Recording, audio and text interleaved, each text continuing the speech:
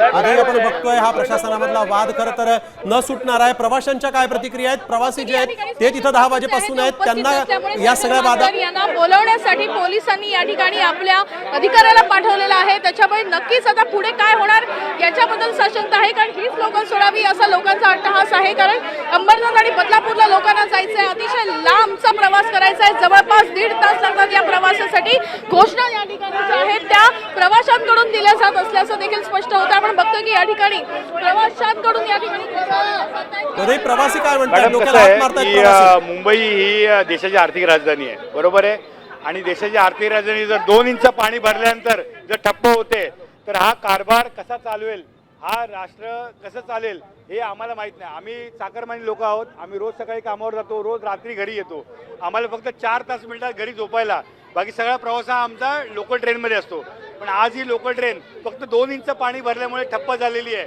आपलं सबमर्सिबल जे पंप आहेत ते पाणी सोडत नाही आहेत, पाणी उपसत नाही आहेत, त्यामुळे ट्रॅकमध्ये पाणी आहे आणि ट्रॅकमध्ये पाणी असल्यामुळे आम्ही घरी जाऊ शकत नाही। सकाळी 10 वाजल्यापासून ही ट्रेन आहे, मी स्वतः 5 वाजल्यापासून इथे उभा आहे, पण तरी कोणी काही सांगण्याचा प्रयत्न करत नाही आहे। आम्हाला बुलेट ट्रेन नको आहे, आम्हाला फक्त ही व्यवस्था चांगली पाहिजे, आम्हाला ही व्यवस्था चोख पाहिजे। आम्ही टॅक्स पेअर आहोत, आम्ही टॅक्स पे करतो, पण या टॅक्सचं काही चीज होत नाही आहे।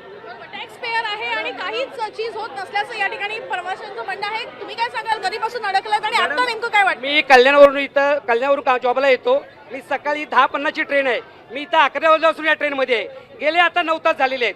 9 तासात 8 तास कुठलाही अधिकारी इथं आलेला नाहीये, ना कुठला प्रशासकीय अधिकारी आला नाही, ना कुठे कुठल्या प्रवाशांना विचारलेलं नाहीये।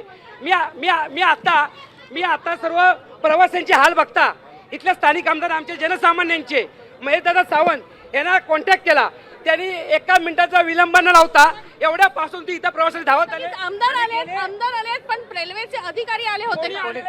कोणी आले नाही, रेल्वेचा एक पण अधिकारी आला नाही इकडे। आमच्या आई बहिणी ट्रेन मध्ये आहेत, पण एकही माणूस रेल्वेचा अधिकारी आम्हाला विचारपूस करण्यासाठी आला नाही। आता isakal.com आहे देशातील नंबर 1 ची मराठी न्यूज वेबसाईट। प्रत्येक अपडेटसाठी isakal.com ला नक्की भेट द्या।